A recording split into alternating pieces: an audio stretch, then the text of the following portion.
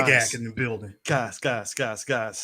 Did you ever see? You know what, Eris? You have a good point. Every episode we do a 3BG, there's a Metal Gear Solid reference. There's a Metal Gear Solid reference, and there's a Metal Gear reference in this movie. And D brought it up earlier. It's the idea of soldiers being betrayed by their country and not being Yes. you know. Okay, you are referring to holy crap, disillusioned Brigadier General Francis Hummel. Yes. Also known as Jack or John or Snake from Metal Gear Solid 3, who then becomes Big Boss. Yeah. My man won. Like, listen, he got the Purple Heart and decided to just say, "Hey, you know what? I gave a salute to my family, my wife. Please, hold up, please." Do not shame me for what I'm about to do. They still haven't seen the big picture. I gotta show them. My nigga had to sit in the White House as the president and the chief of staff was yucking it up. And he's like, I had to kill my fucking mentor. Go fuck yourself. And then you got the nerve to say that. And then you got nerve to say that we could use a unit like Fox in the army, somebody like him. And then I look over your shoulder. And a Russian operative is outside the window. Ladies and gentlemen, we're talking about the Michael Bay movie, The Rock. Came out in 1996. I actually did. 1996. I actually saw this movie in theaters, and let me tell you something. As a middle school kid, I enjoyed the fuck out of this movie. You know what? This is that golden time of the 90s where action-packed was a real fucking thing. There was a lot of blockbusters, and Michael Bay was the perfect person made for this ish. You know what I mean? There were just certain directors that knew what the fuck to do. This is Michael Bay's. Actually, this is technically, well, Bad Boys came before that. I'm about to say he coming off of Bad Boys. Yeah, this is coming off of Bad Boys. So Michael Bay this ain't his first rodeo. And on top of that, the word Don Simpson and Jerry Bruckheimer Productions is before this shit. And let me tell you something. Jerry Bruckheimer to this day is still a fucking powerhouse. And we don't talk about Jerry Bruckheimer a lot. You know why? Because he ain't silver. But the point is this. The point is silver minus the coke. No, D. No, see, you did it wrong. We don't talk about him much because he ain't, you know. Yeah, I said silver minus the coke. I mean, he ain't fucking with my nigga Joel, man. Or he ain't he's not the bump. Now, folks. Joel the Bump Silver. Now, folks, you might be asking yourself, what is The Rock? That is now his name. We will now title him that. But go ahead. Now, he does this move a lot. When they do that a lot, there's like a line right there. Guys, I can assure you, if we ever interview Joel Silver and during the interview he does this, I'm gonna be like, you know what? I'm gonna excuse myself. Eric, you take over. I'm gonna be fucking dying laughing off camera when he does that shit. I'm like, Chris, you can't do that, man. I'm holding the camera. Here's me. You know what? No. Here's me. All right, this is Silver. It's time for some comedy. Hi, I'm D Sharp, 3 Black Geeks. I usually do the interviews and all that shit. I'm usually doing direction. I have to come in this interview for 1 second. Do you know that we talk about you a lot? Oh, yes, sir, we do. Did you at every time have a coke habit? Why you ask that? No. Just keep it real, man. We 3 Black Geeks. We don't give a fuck. We know what Hollywood is, dog. Did you like? Yeah, I did it a couple times. Yeah! No. If he said did it a couple times, that's all we need. That's all. No. D. Here's what you do. He says that, right? Like he says, okay, maybe once or twice. At that point you're like, Eris, roll the clip. I break out the iPad, and it is just a compilation of every time we mention Joel doing coke. Now there are two different viewpoints of this movie. So I'm going to give you the one viewpoint, which is the official whole premise of the movie. The premise of the movie is disillusioned General Francis X basically commandeers some dirty missiles. Francis Hummel. Yeah, Francis Hummel. He commandeers some gas-loaded rockets in order to basically threaten to shoot the rockets in San Francisco in order for the U.S. government to basically compensate his men for the black ops missions they died on that they weren't compensated on, because if you know how the government operates, if you're on black ops missions, well, it is what it is, and you get whatever funding that you get from the government when you die, and that's it. I'm sorry. Where have we heard heaven? Outer heaven, but no, I was just going to ask. I'm sorry. Where have we heard? This sounds very familiar. Very, very familiar. Very Call of Duty-esque.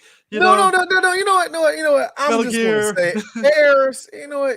I'm thinking of a bigness, of a shell, some type of situation. Are you sure? I'm thinking of someplace very cold. Big shell. Really? Big shell. No. I'm thinking of a place that's really cold. It's centered around this place called the Bering Sea. Might be Alaska. Might be. I don't know. Maybe. Might be. Maybe. It just I'm also thinking. You know what I'm also thinking? I'm thinking Africa. And I'm thinking somewhere south of Africa, right, middle of the jungle, maybe. And they're going to take that and make it outer heaven and attack it. You know, maybe that too.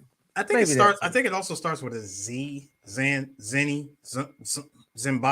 something land. It might be Z.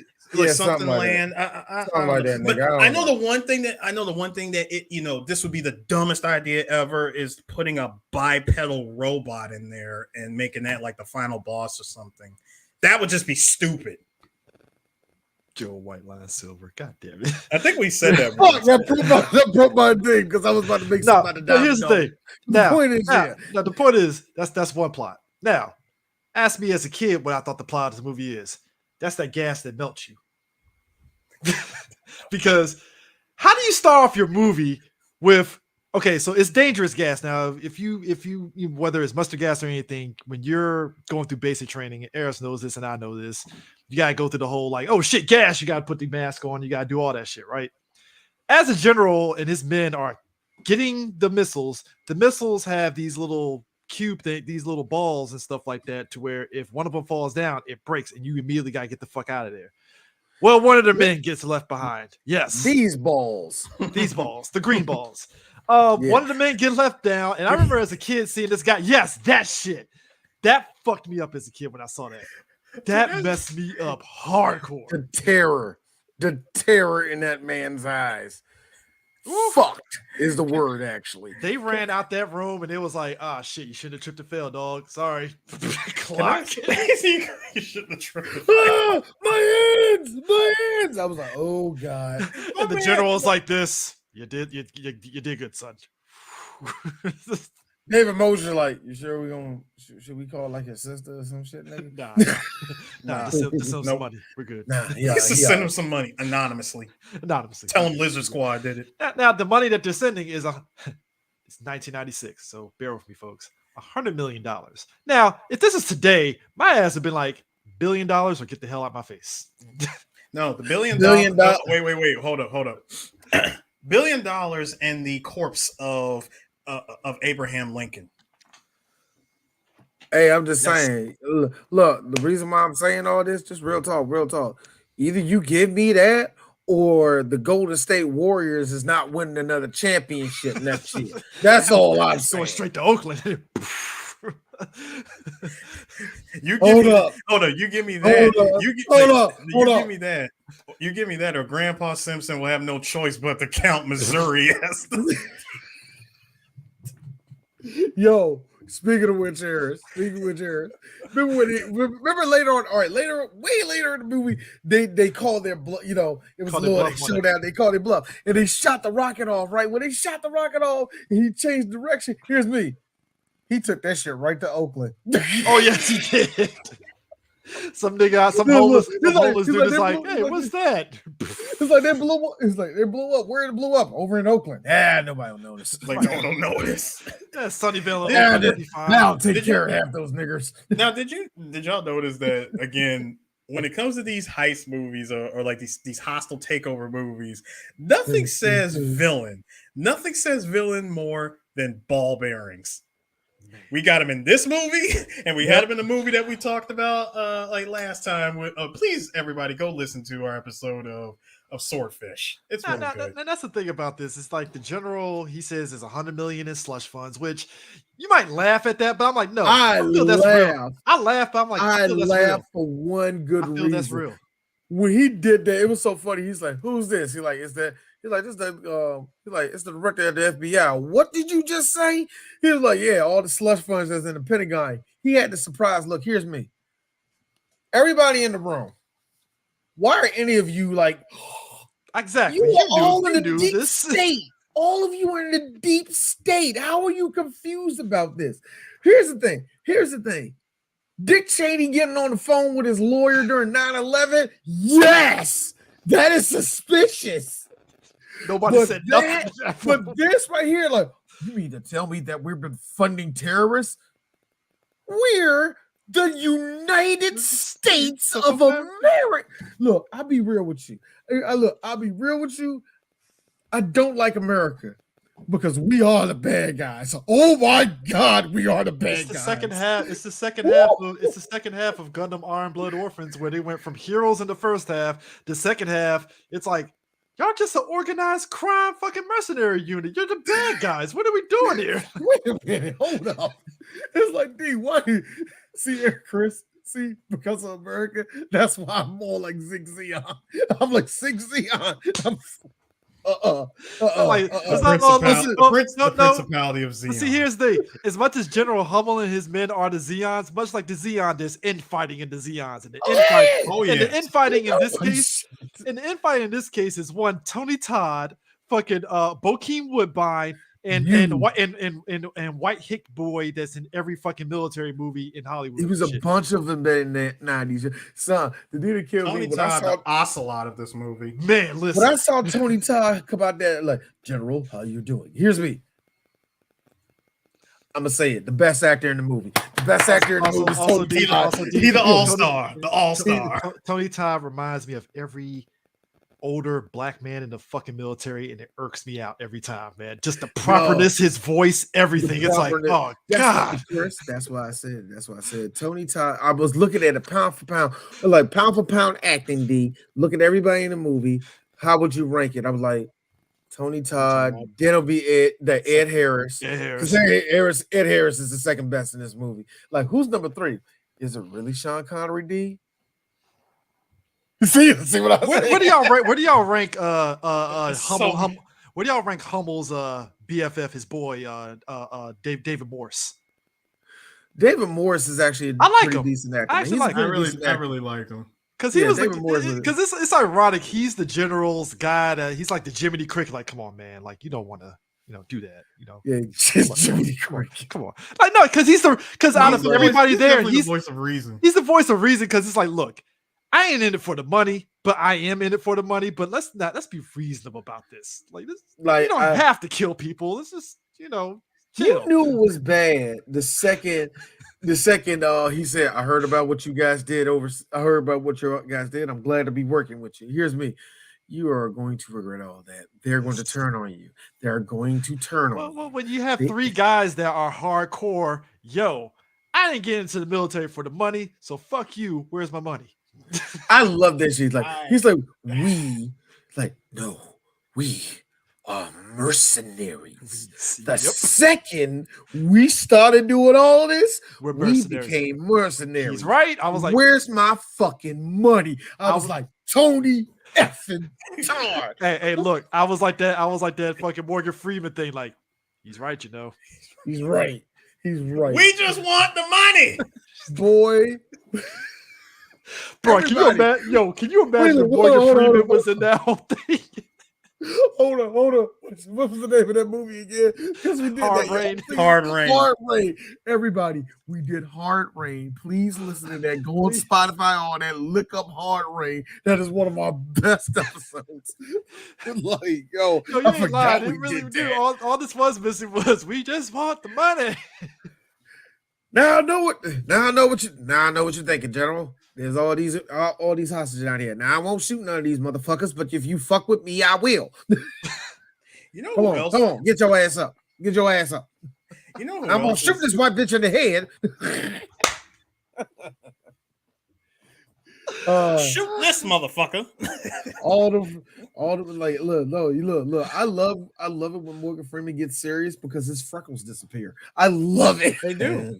Hey, look, when he said shoot this motherfucker and wanted, the whole theater died laughing because I know he was serious when he said that line, delivering it when they were filming it. But when he says it, shoot this motherfucker, I was like, all of us crying in the theater. That shit was hilarious because it came clear out of left field.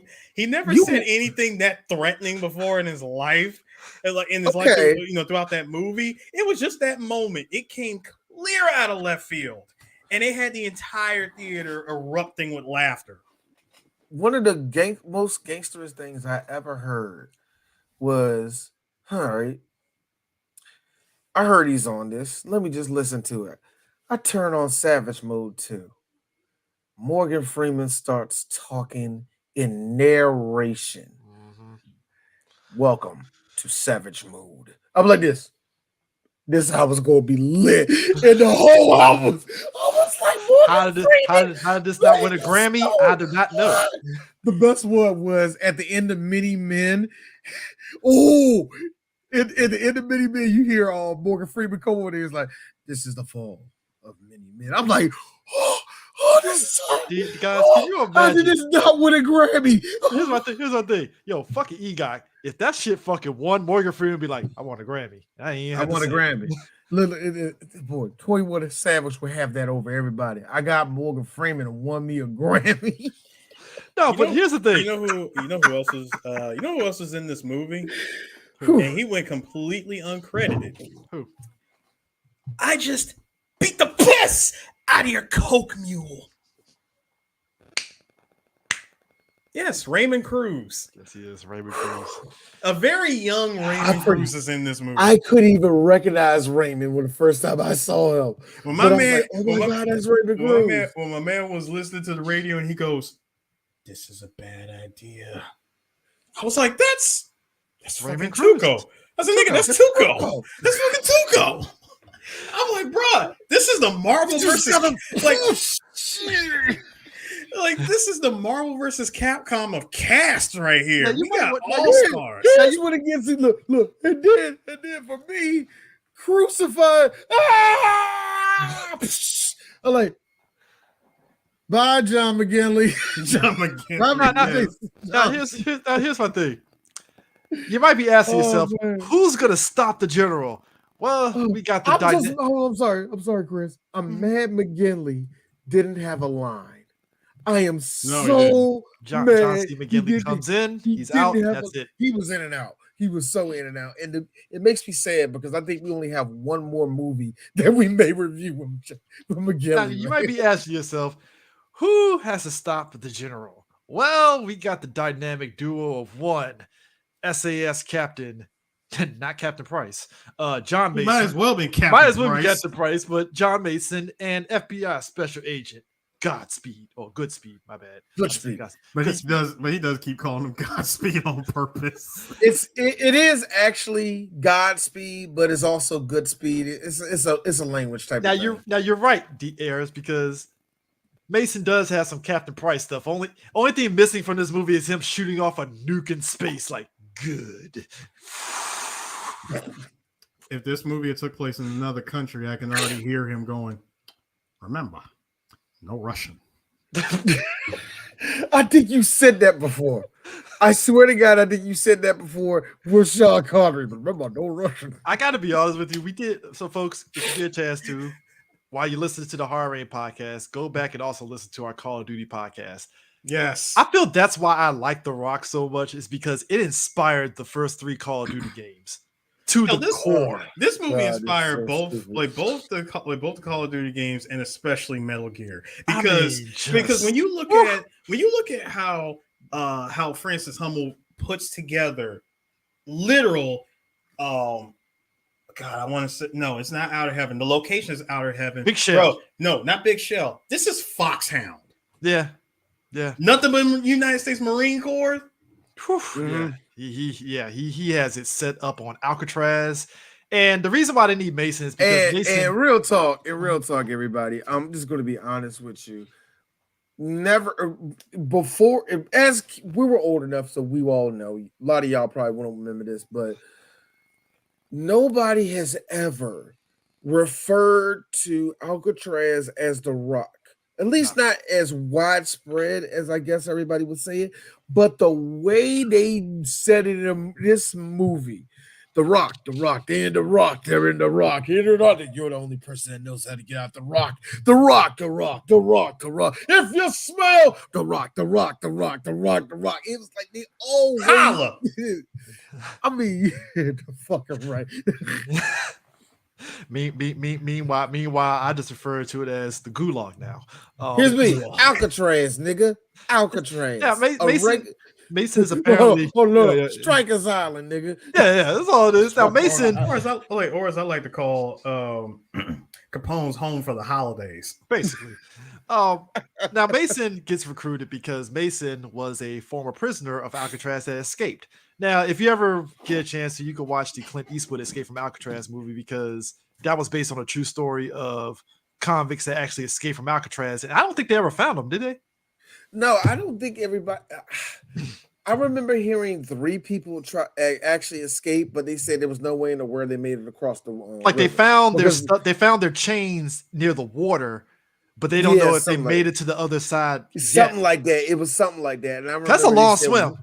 Yeah, it's a long swim, number one. But the real reason why is because they said that water was freezing. The currents. Freezing, the currents. Freezing and the currents. Either the currents swallowing them up and their bodies is under that water, you'll never know it, or they just froze to death in the water. And well, not freeze to death, but come on, you can only swim so much in that. And then even if they made it, where did they go? Where would they go? I don't know. Now, the reason why Mason ends up helping is because Mason and one FBI director, James Womack, they got beef with each other. And Womack is like, look, Mason, I'll help you out. I'll give you a pardon. Because Mason, I believe, he stole some microfilm that had a lot of FBI secrets. And he stashed it somewhere, and he never told them, so that's why his ass was in jail. You know what? I am mad so much. There have been so many retrospects when it came to what happened of 9/11, because when you look, no, I say this because of one thing. Before 9/11, there like secrets from the government it was weird. While we didn't trust the government, everybody trusted the government. It was more so shit. You know what I mean? The secrets was more so shit like who really killed JFK. And it was like shit like that. What if they look? Wait a minute. You mean to tell me there's an actual system trying to imprison people? Yeah, it's called the prison industrial system. And here's the thing. Even though the government actually peddled coke into the black neighborhoods? No, yeah, and they were shocked about stuff like that. No. It's actually a whole lot worse. See, when that microfilm does get, like once it finally gets recovered and you finish going over and you go, holy crap, this told me everything. I actually know who all these people are. And where are they? Well, they're all dead. When did they die? 100 years ago. Dude, what the hell? Did everybody's controller shake? It's like the shit at the end of Metal Gear Solid. Thank you, Mr. President. To this day, Mr. Director. Mr. Director. All of it, Mr. Director, Mr. President. No, to this day, hearing Mr. President was one of the most lit things ever in a video game. When I heard that Mr. President, I'm like,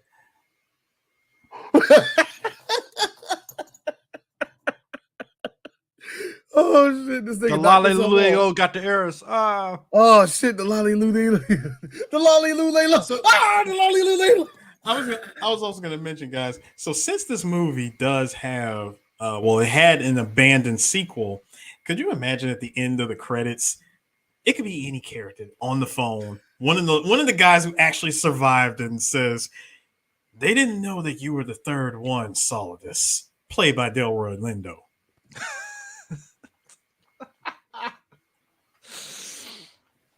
That would be perfect. He'd be the next big bad for The Rock. Oh, okay. Confession. No.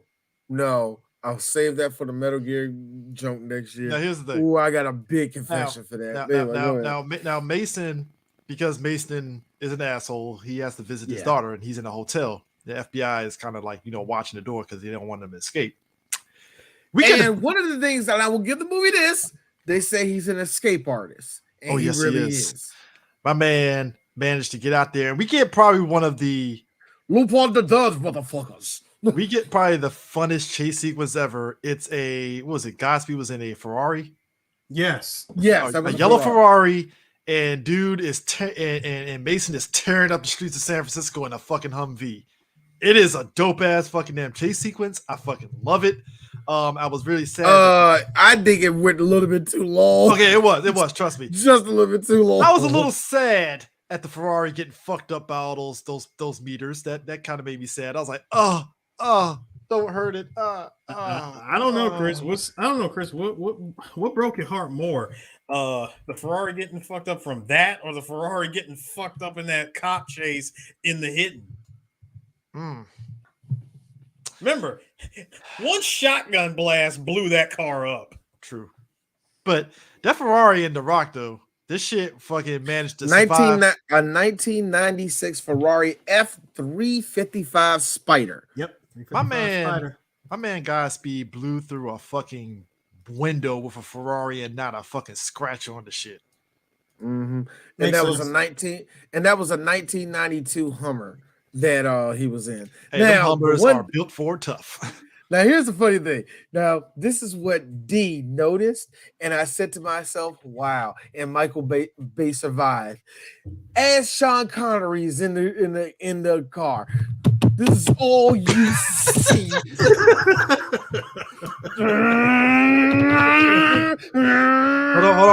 Hold on, D. You gotta go with these shots. Oh. Yo, all the fucking low end shots and just everything. When they did the low end shot for that, I was like, hey, Mike, when you did it in Bad Boys, shit just got real. You know what I mean? That's a lovely shot. This is Michael Cage. Nick Cage. Oh, looking up at the sky. This is weird. This is weird, Nick Cage. And it's weird too because hold on, because me and Eris were watching Ambulance. Let me tell you something. Look. Oh God, the camera work. Let me tell you something. I will say this. Bay, to his credit, he's improved over the course of his career on the camera work, right? Even despite whatever quality of the movies, right? But in Ambulance, a lot of people online, they tend to over exaggerate shit. But me and Eris were really admiring his use of like drone shots to get the full scope of the chase. Michael Bay has always been great at that. And in my opinion, a video game. Yeah, look, it's kind of funny. Mike has always been great at it. In my opinion, as much as I actually not a big fan of the film, even though 3 Black Geeks are going to have to review it. I think Bad Boys 2 was his peak and his best.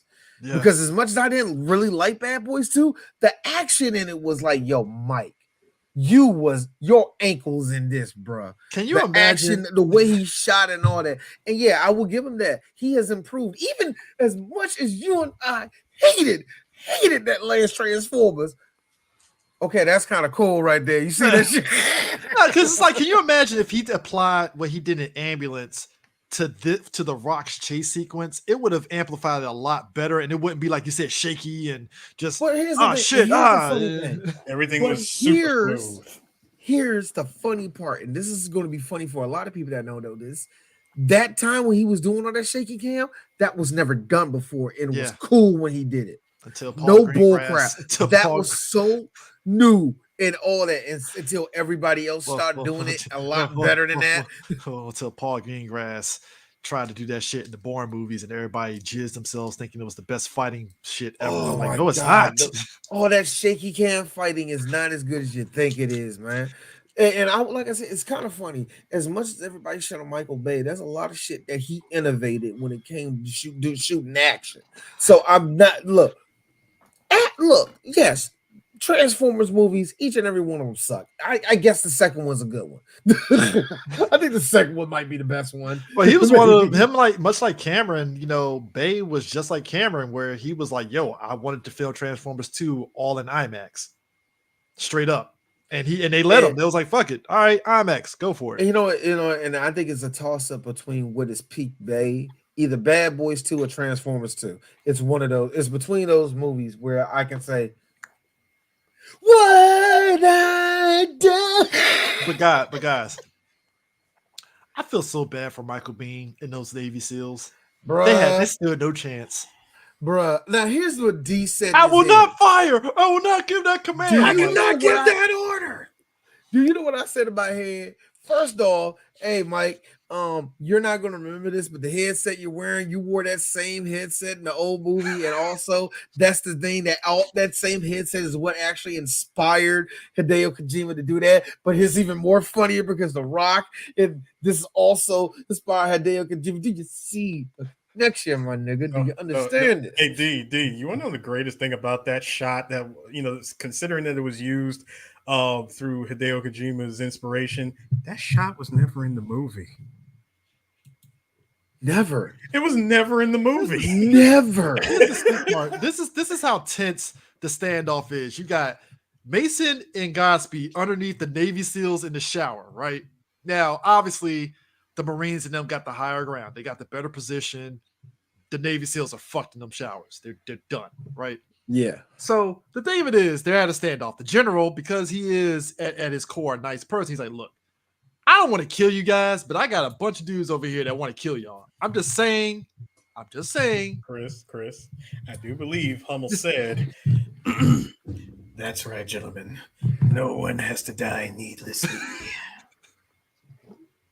There's enough Semtex to blow the sky high. Yes. Only thing missing is Hummel doing this. Dude, the fact that Michael Biehn goes, he's a general. Listen, I know why you're here. I understand. God knows I don't blame you. We've all been shafted by the government, all right? This fucking bootlicker. I'm sitting back going, Michael, listen.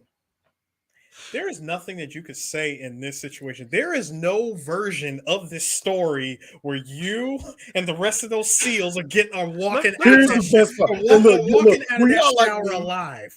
Well, y'all like me like this. Any second, somebody gonna fart or drop a rock. There goes the rock. There goes the rock. Let me tell you something. If I'm a Navy SEAL, this is happening. I'll be like, first off, hey, you know what, man? Hey, look, I know I'm a Navy SEAL, hardened and all that stuff. Hey, I'm gonna join them up here. Can I join you, General, please? Here's also. Here's what Indeed thinks everybody fucked up. The general fucked up, number one, when he said, all right, man, stand down. And every one of them still had their gun Thank out. you. They're already on edge, and you're gonna tell them stand down. Like, come on, dog. No, at that point, gentlemen, right there, you can pinpoint the exact moment of when he lost all control. I also like how the hardened Marines. It was a rock, man.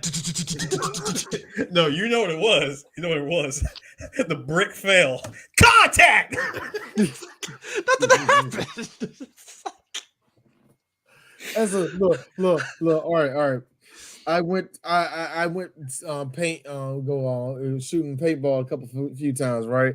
And there was a moment where we was like walking through the forest, and oh my god, it was some Vietnam shit. I swear to God, because all of a sudden, stop everybody! Be like, what? They are right in front of us. No, D, you got to do this. And we look. It was like a wall, like a wall of trees, and we knew it. We like. Oh, yeah, somebody did that too. We like, oh shit. And my cousin was right beside me, like, hey D, let's get down. Let's bend down. Slowly. And the second we crept down, Somebody, oh my god. Let me guess, D. Somebody stepped on a branch. No, some crack ass nigga. Someone stepped on a twig. Some white boy behind us freaked out because he knew we were caught. He was like, shit, pop. All of a sudden, you just, dog, They had us surrounded.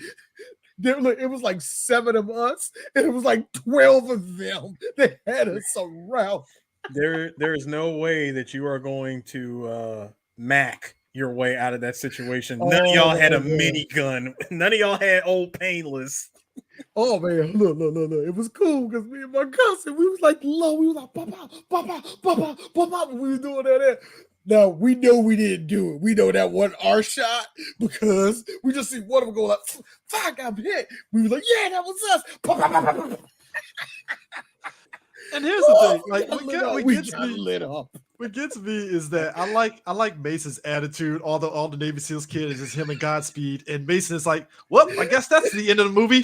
Get out of here. No, Chris. Chris. The best part, my man, like both of them said, "Don't go, son. Don't go. Don't go. Don't go, son.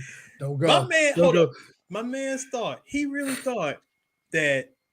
At the end of the day, be different. No, D. He really thought that he was going to tell his grandkids, "Hey, I came out of the pipe, and I just started firing. Pow, pow, pow, pow, pow. Shot Hummel. Pow, pow. Shot his ass. Call a guy. I saw pow, pow. I looked at motherfucker.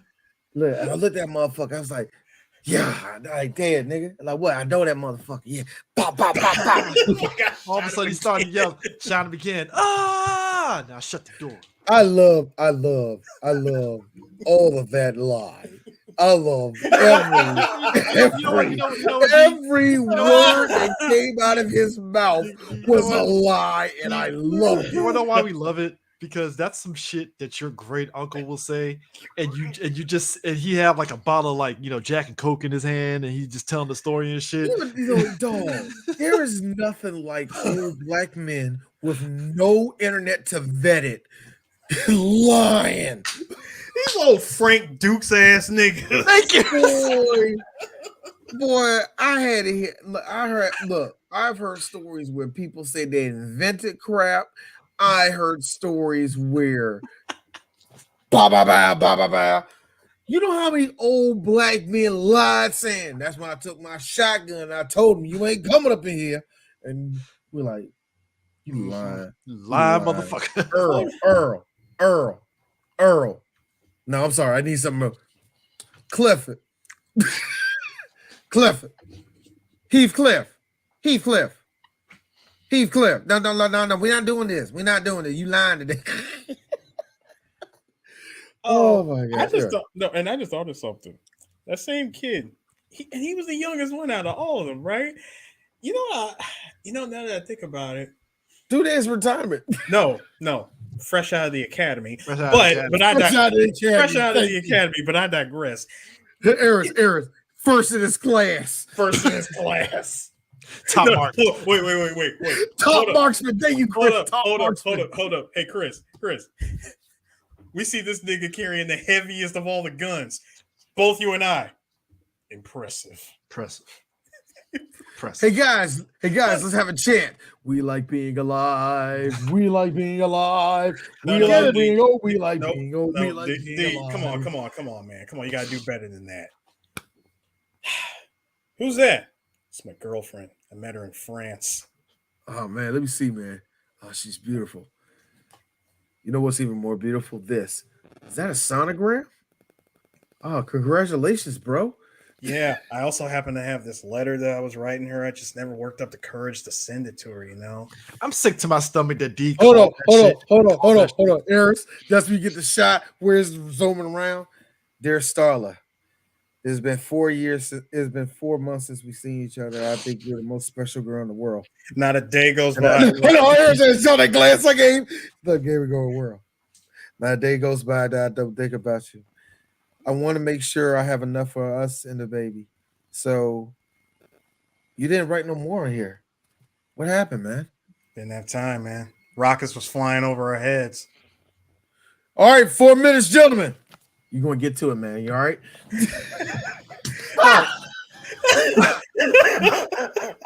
Don't worry. I'm going to finish this letter. T-E-D. Damn. Hold up, D. Don't worry, I'm gonna finish this letter. I promise you. No, what gets No, me. I'm sorry, Chris. There was one more thing. One more thing. Did y'all notice? Did y'all notice that he gave this guy? He gave this guy the final weapon to be used against Big Boss to Sean Connery. This man gave him waterproof weapons, an aerosol can, and some like literally some MacGyver shit. Boom, boom, boom, but it don't do. Again, like, did y'all notice that? I was like, hold up, aerosol can, waterproof matches. I really hope Hideo does not see this movie. I'm sorry. Look, that time, 1996, Japan.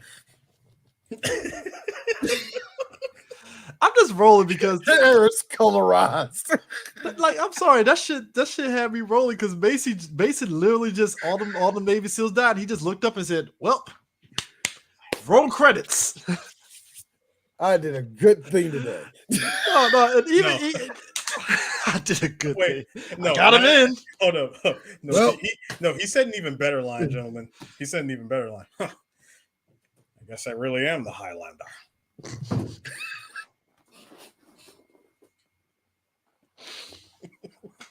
Gentlemen, welcome to the Rock. Said I went for cliche. No, even with Godspeed trying to get him back, like there really did have to be only one. Like how Godspeed tried to get him back, he just fucking CQC Godspeed, and it's like, yeah.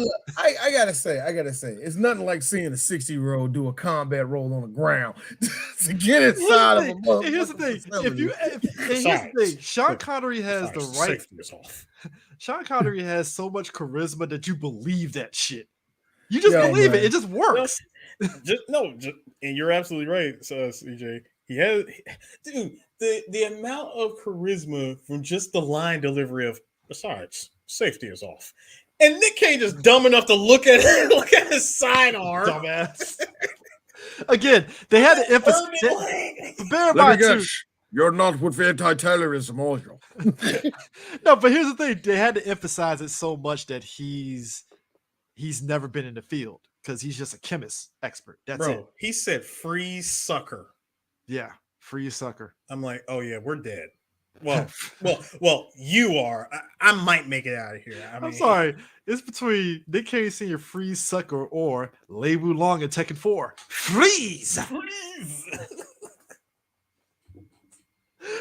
I really want to kick the shit out of his fucking English voice actor that just went heavy on the fucking Chinese English. Freeze!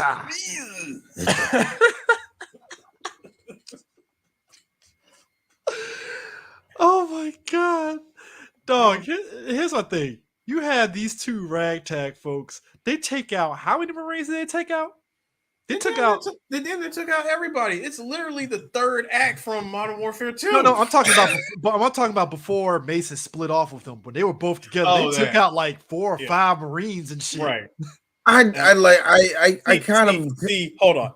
That's when you know this is a movie. Oh yeah. Both of them were the odd couple is taking out some Marines like it ain't nothing. I like how these Chris, you said it best. This ragtag duo here.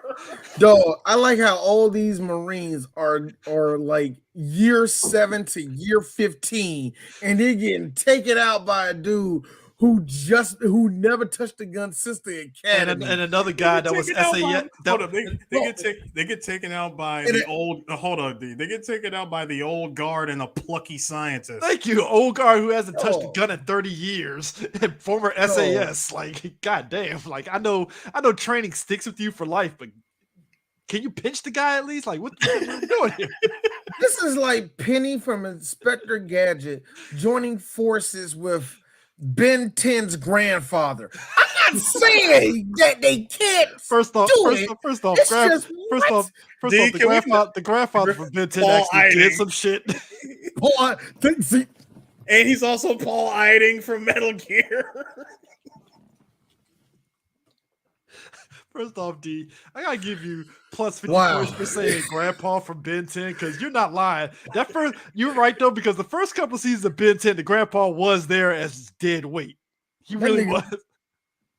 No, but I'm saying that, but like he can fight because he's proven he can fight. But he like, come on, dog.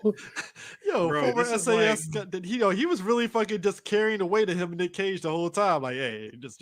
come to think of it, this you realize that your top men, the best men that you can bring, that you can have go up against Dr. Banner and old man Rambo here. Oh man, Yo, because here's the funny part.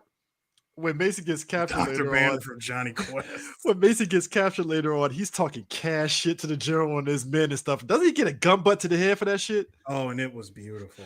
there was a couple of gun butts in this movie, man. Oh, they get granted, he deserved the gun. Couple of rifles went up somebody's head. Is the word. But to be fair, it's like, well, Macy, you did kind of talk shit about the military. What'd you think was gonna happen? That gun butt was sign language for nigga. You shouldn't have been talking shit. It's like, bam.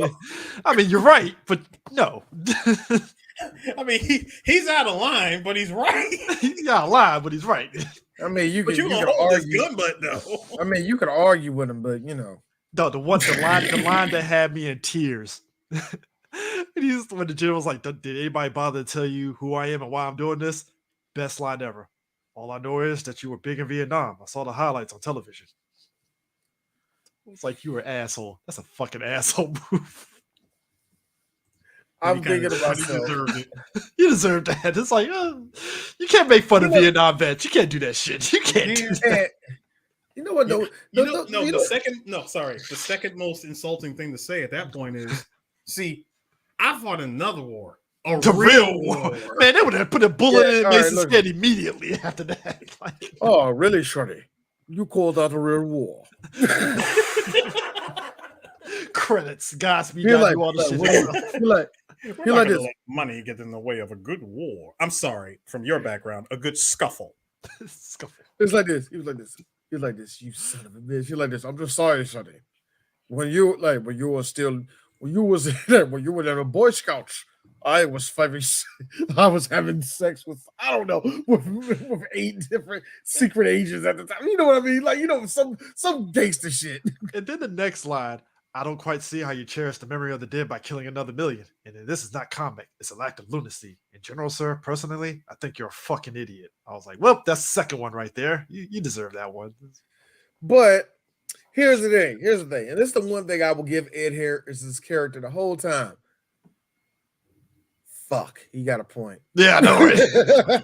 I mean, your boy over there was kind of sort of telling you the same thing, but you need the Englishman over here to tell you the same thing. So, you know. Boy. Meanwhile, you got 3 loose cannons looking at you like, where the fuck's our money? Shout out to Bokeem Woodbine actually being the voice of reason. You mean tell me we gotta do this?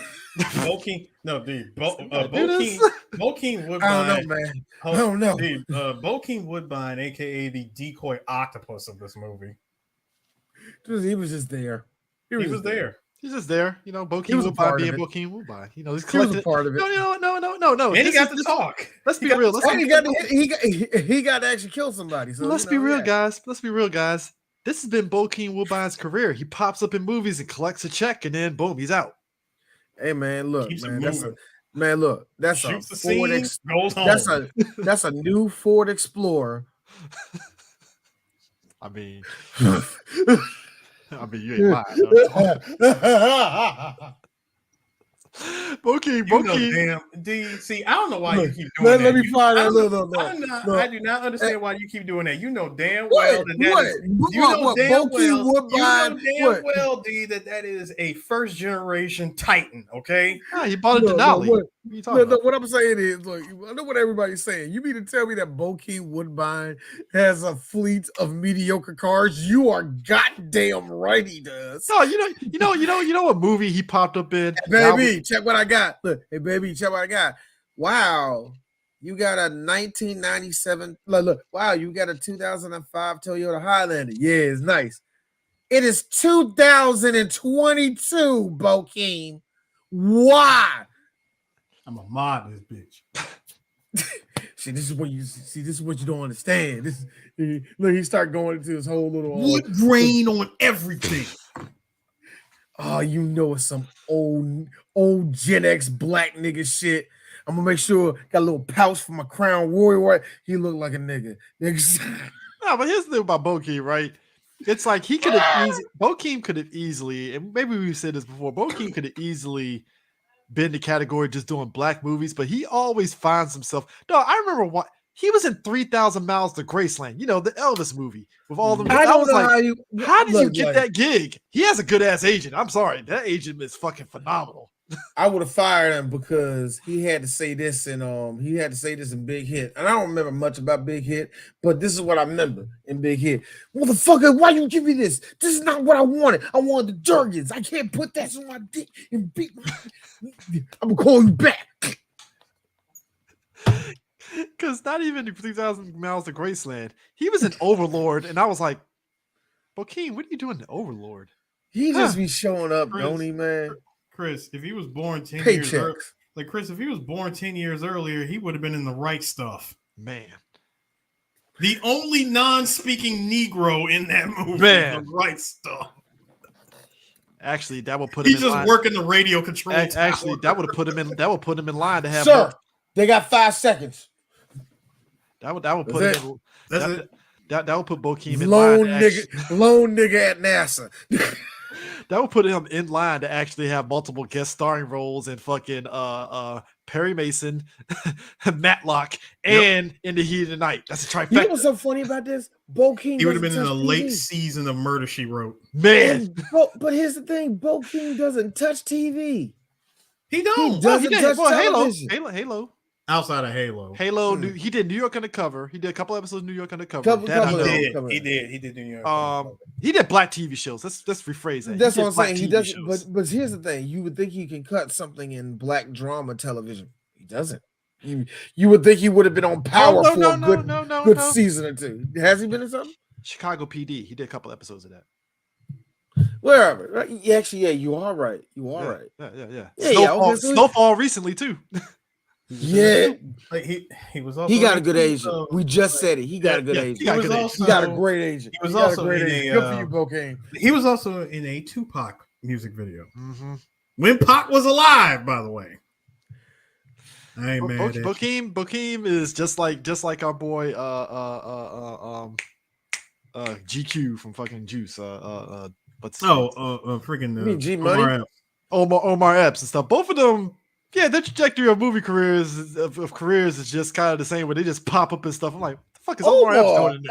Omar, I think he was not in the Blade TV series. Yes, he was. I forgot he was in that. Uh-huh. But here's the thing. Then again, I like to forget that show even existed. But when you say Chris, when you say career trajectory, when you say Omar Epps, I think what happened with Omar was he did House, and the show became super popular, and that put him in a different range where he was like, I can just sit back and do this, because he's going to collect a check on DVDs and show stuff for the rest of his life.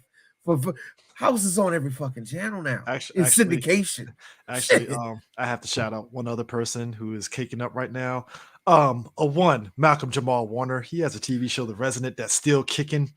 I don't look. I got to be honest with you. Michael Jamal Warner is one of those dudes that I'm shocked I'm saying I'm shocked in this sense. This actually has nothing to do with his movie career, but a part of me is like, so Gen Z has not canceled you for no fucking reason yet. I feel like he would just like out of nowhere. Wait a minute, what he do? What Malcolm do? Like, I feel like he was somebody gonna be pissed off at him, like, and this is for Malcolm and Eddie. Just something like that or some shit. Like he that. Look, Malcolm Jamal Warner said something off. One of those, you know. Look. Before we get back to the movie, though, I gotta say, you were probably like me, D. The fuck is Michael Jamal Warner doing in fucking Sons of Anarchy? The fuck is he doing in this show? That was the most wildest thing. Now, granted, I found out that he did write a couple of episodes and direct an episode. That was probably the part of the reason why. But I just laughed. I was like, Michael Jamal Warner is part of the Black Biker Gang. Malcolm. Yeah, I remember he did like 2 or 3 episodes because I remember Mario Van Peebles did like 2. Mario only did like 2 episodes. Yeah. But Malcolm, he did multiple, like you say, he helped with the writing, and he helped with the writing and all the rest of that. And he helped with something else on the show too, something minor with it. So but still, it was credited. You know what I mean? So yeah, it is a here's weird the thing. thing to put up there. Now these oh, go ahead. God, I really cannot. I can't see. I can't unsee this now. So, y'all know that Schwarzenegger was supposed to be Goodspeed. That would have been weird. I was supposed to believe this guy can't shoot a gun? No, hell no. I know. No, no. You're supposed to lead me to believe that it's Schwarzenegger and Connery in a buddy team up against a whole bunch of Marines. First off, if it was Schwarzenegger as Godspeed, he would have busted open that fucking shower fucking hatch and shot everybody in the fucking head. And First, gee, you all a killer. I guess I am. Perfect. No, you're supposed. No, we're supposed to take Schwarzenegger serious as they would have given him a different background. No. He's supposed to be a scientist. Schwarzenegger being a scientist. They would have gave him a different background. No, they would not. Look, after that scene, look, after the little shower scene where it would have been more lit because they would have been shooting. After that, he was like this. So wait a minute, let me get this straight. You're not an anti-terrorism. You're not this. So what are you? I just do giblicles. That's all I know. First off, he was like this. When did you were you in a war? He was like this. So I was. There's a storm. First off. It was like this. Is Arnold acting? Yes. First off, Eris, if I couldn't believe his ass for the 5 seconds that he was Dr. Victor Freeze, ain't no way I could believe him as a scientist. The Ice Age! And guess what, Chris? That would have been 1 year later. But here's the thing. I say 5 seconds. 1 full year later. I say 5 seconds because they only showed the past version of Victor Freeze pre-Mr. Freeze when he had the glasses on. I'm like, oh, listen, he's scientist because he's glasses. No, Chris. You're not seeing the picture here. It was the glasses and the lab coat. Fuck out of here, man. Because you got to see, Chris, the whole point, it's the lab coat, really. Because if he didn't have the lab coat, you'll think he's a doofus. He's a doofus with the lab coat and glasses on. What are you talking about?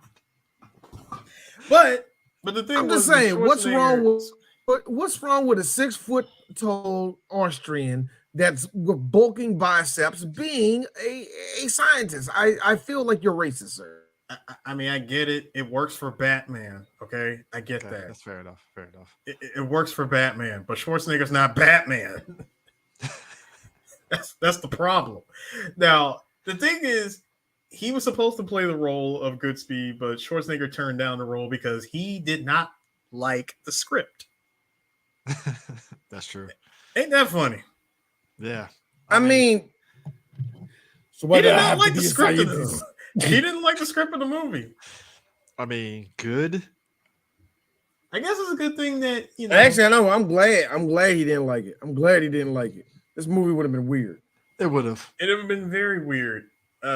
Hell, it's already bad enough that Tarantino is an uncredited screenwriter for this movie. I mean, let's be real. That was what? I mean, I'm not shocked. I mean, think about it. Josh Whedon was uncredited for fucking Alien Resurrection. That he was.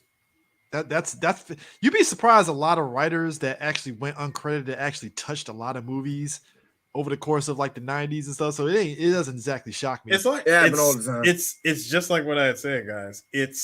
This is the Marvel versus Capcom of cast members, like not just from the actors, but from even the crew. From the writers, directors, from just a production standpoint, they had a ton of people touching this movie. Yeah, it's a Bruckheimer film. Bruckheimer film. Yeah, I mean, but my thing is this: it's that time you look back in Hollywood back in the day and go, God, was everybody friends? I mean, I find it funny too. It feel that way, doesn't it, man? Like they look all connected to each other. They was all connected. I mean, you know what kills me? Again, as I said, the plucky dynamic duo over here. They managed to sneak their way, take out a bunch of Marines, take out the guidance chimps from the missiles in order to do that. Yeah, best scene. Yep. You're going to shoot me? The safety is on. God, Tony Scott was originally supposed to direct this. Mm-hmm. And he did The Fan, which, not bad. Could be, But I will say this: Hans Zimmer. Yes, bruh, man. The music, dog. Look. I wish it was Harry Gregson Williams that did this, but I'll take Zimmer. Yeah. It really was supposed to be Williams. Oh, it was? It was supposed to be because his name was mentioned. His name was mentioned in the credits. Oh, okay. He has something. Really? Hold on. Yeah, the music. It says right here, Harry Gregson Williams. He was the score producer. That makes fucking sense. Oh, yeah. So you mean to tell me the principal composers was Nick Smith and Hans Zimmer.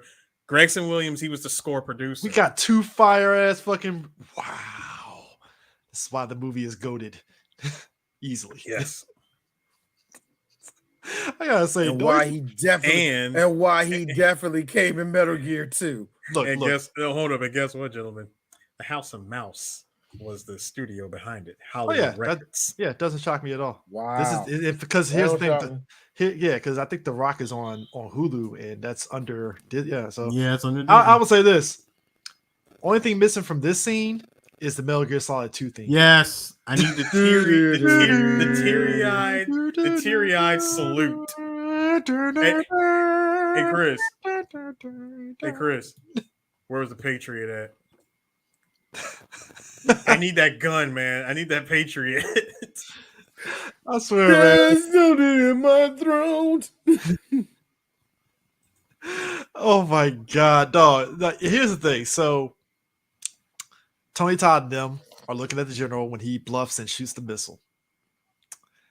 And as D said, Tony Todd says, "Sir, where's the fucking money?" And they get into a Mexican standoff. Meanwhile, Godspeed and Mason are sitting back behind the door, like, so what do we do? I don't know. Just let them argue. Fuck it. Let's see what happens. You could let them argue, but why? Why would you do that? Why would you do any of that? Like you could, but why? Like honestly, why? The second they started putting out guns on each other, I was like, good. This is going to take care of itself. This will all take care of itself. Don't get involved. The only thing I needed was Mason to pull a Captain Price. Good. Dog. Oh, look, personally, all you needed was a grenade to throw in there just to make sure everybody's going. See, if I was Godspeed, I would be the asshole. Hey, close your eyes. Flashbang, nigga. Breach and clear. What? Breach and clear. Breach clear. Shoot everybody. All right, guys. We're good. Just gotta get that last ship and we're done. What did Joe say? Bomb. When it blows up. Said bomb. So why in bloody hell does Makarov know you?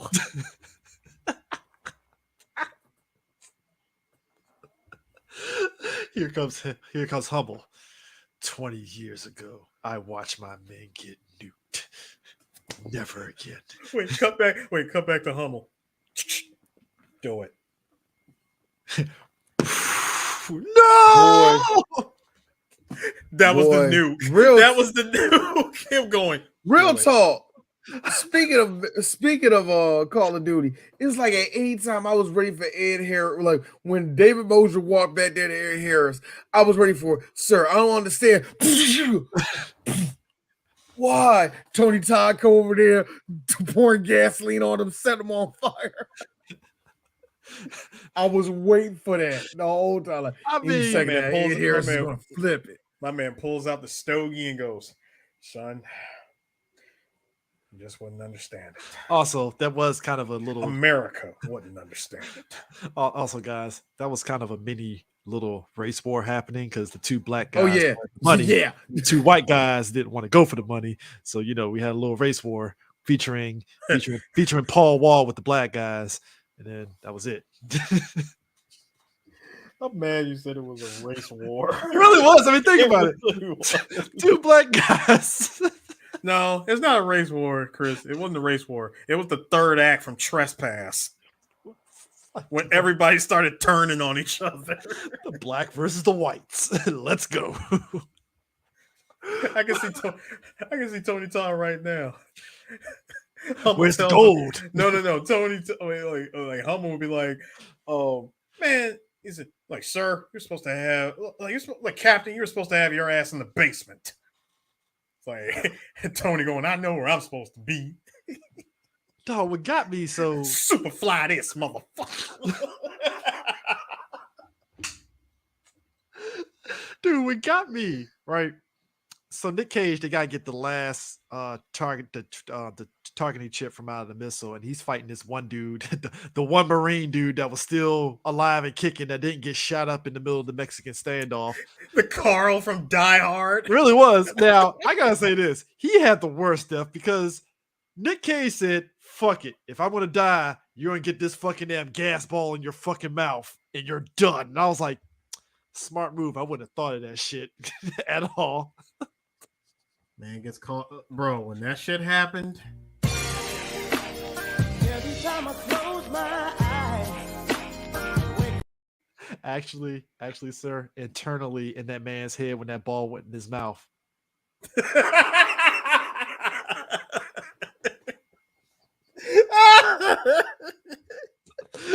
My man knew he was done. Like, hey, hot. Oh God! What's the last thing he heard? Get up off of that thing. I mean, at that point, if the shit's in your mouth, do you chew down on it at that point? You're already dead, so you chew on that shit and see how it tastes. Please.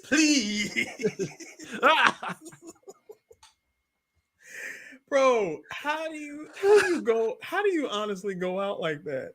Dog, he put that shit in there like it was a fucking Skittles, and it's like, eat this shit. I knew that was going in his mouth the second he put it in his pocket. It's like it's a wrap. I'm saving this shit for his. Hey, look, man. Hey, look, you acting a little too villainy. Here, eat this. Hold on, a little too villainy. What's the name of them fucking mints? Oh, what Altoids? Yeah, his Altoid. Greasy. Altoid. Fresh gold better, Mentos freshness. Gas, the fresh maker. Ball bearings. Now, speaking of which, Woo! Love it. When you want to talk about setting yourself up for a death. You know what he did? He did what most heroes do. You talk your villain into a monologue to distract them. Yep. He talked so long. And if you want anybody to talk a monologue, you get Tony Todd to do it. And goddamn, Tony Todd fell right into that trap. Bro. Rolled his ass. My man, did you see the look on his face? I like how he got launched. Did you see the look on his face? That was instant. Oh, I mean, perfect, nigga. He went, when I saw that single spike, I'm like, oh, here's what set it off, folks. Here's what set it off. Here's what sets off all those things. The slight spin of the body on the pipe. Yes. Oh, yes. Yes. The half CG, half ragdoll physics. I don't know. I thought that was practical. It was in that weird time. That weird blend. That weird blend of CG back there. Back then when it was hella expensive, but we didn't know it. Well, Bay had the capital to be able to pull that shit off. His name was Jerry Bruckheimer. Yes, he did. Bruckheimer was. There is one thing Jerry Bruckheimer is known. If we talk about white lines silver, Jerry Bruckheimer believes that C4 makes anything better. Damn it, D. His name is the Bump. The Bump. The Bump. Bumps in the bump. Bumps in the bump. You got the girls in the bumps in the bump. Joel the Bump Silver. My man was dancing with MC Hammer. Can you imagine walking in all his? Can you imagine Joel walking Silver in a Speedo doing a line? Look, just be honest with you, that Jewish penis hard as motherfucker. Humps in the bump. Hold on, real talk. hair everywhere.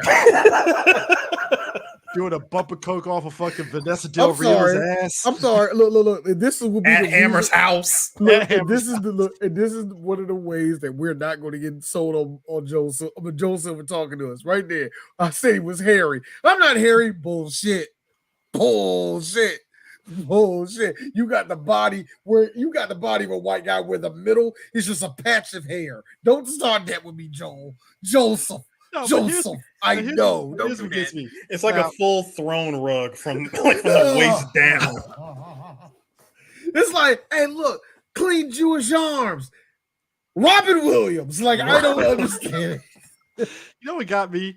Now, obviously Godspeed is also poisoned after he put the green glowy ball inside old boy's mouth. So now like he has the green glowy ball in mouth. Thank you, Chris.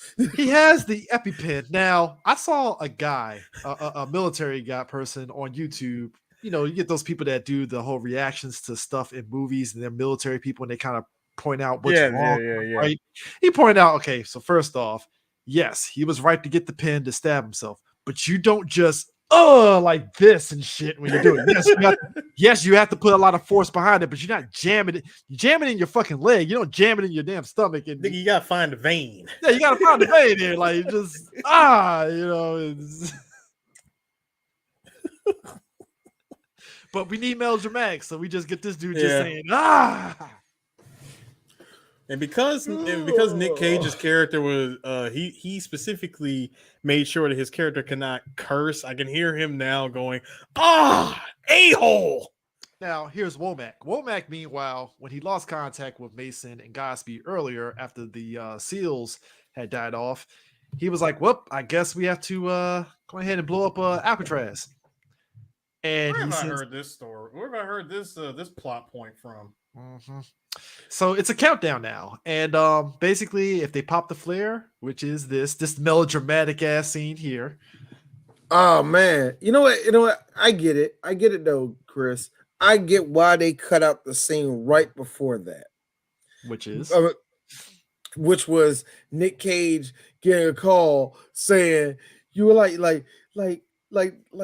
what's happening? Like what's happening?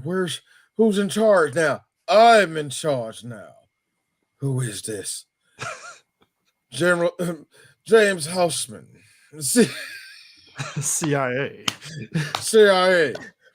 We've been monitoring the whole situation with you. The whole chemicals. No, D. I got the end. I said too much. Wait, D. I got the line. I got the line to end it. You are an embarrassment from the 1970s. Oh God! Imagine Hummel being told he's an embarrassment of the 70s. Not an embarrassment of the Vietnam War, but just an embarrassment of the 70s. The 70s. Here's Ed Harris. Well, I was fucking up back then.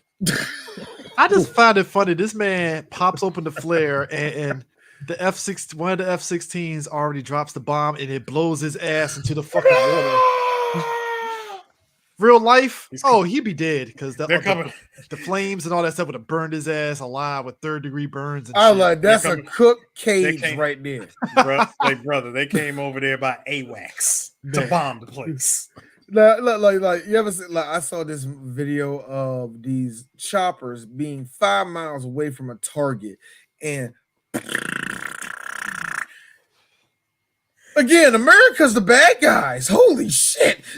I'm thinking to myself, imagine if they just had 2 choppers. I light up the whole prison. Hey, D. You know they had me thinking of Colonel Campbell. Washington's not stupid enough to drop nukes like on an island. Oh, yes, they are. I'm like, hey, I'm gonna need you to chill. I appreciate your optimism there, Campbell, but hey, Hey, hey. Love that giddy ass optimism. You were of alive. yours. Hey, Roy, you were alive when the police bombed Philadelphia. So let's not act like Sir, this sir, is sir. past us as a country. Sir, he's white, so he turned the other way and didn't notice. That never happened. That never happened. I'm sorry, Roy. Complete You were fabrication. Roy. You were vacationing in Tulsa. It didn't exist. It never happened. Didn't exist. Never. No, I believe said- no. I say Roy again. Campbell's. Well, you saying Roy Campbell's racist? Because I'm with you on that. No, I say again, Roy. You were vacationing in Tulsa when that shit went down. You was banging out Meryl's mom's cheeks. He's when that was happening. Roy Campbell is a Tulsa massacre denier. All right, I think Yes, we can he admit is. that. Oh, he's from Tulsa, know all about it. But when he get around his buddies, let me tell you something. It happened 100 years ago. Get over it.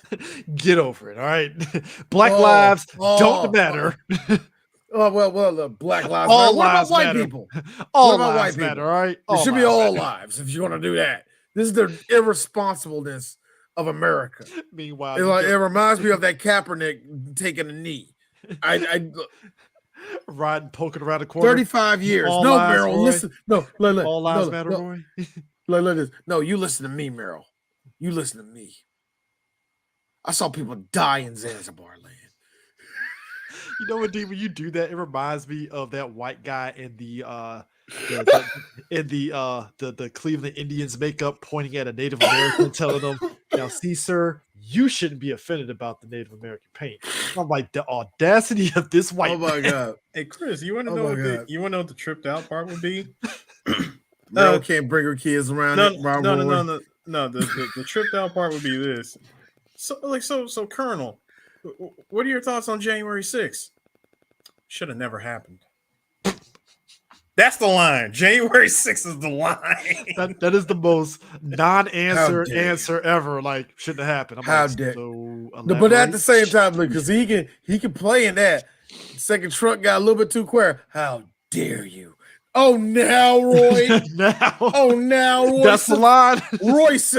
Royce. That's his real name, Royce. Royce. Royce. I mean, it kind of makes sense why he wasn't too broken up when Peter Stillman sacrificed himself. Hey, at that's the how it big be.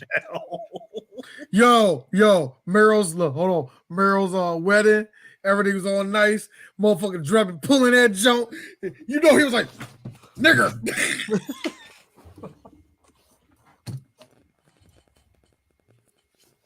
But he gets a pass because he assisted Ooh. Snake.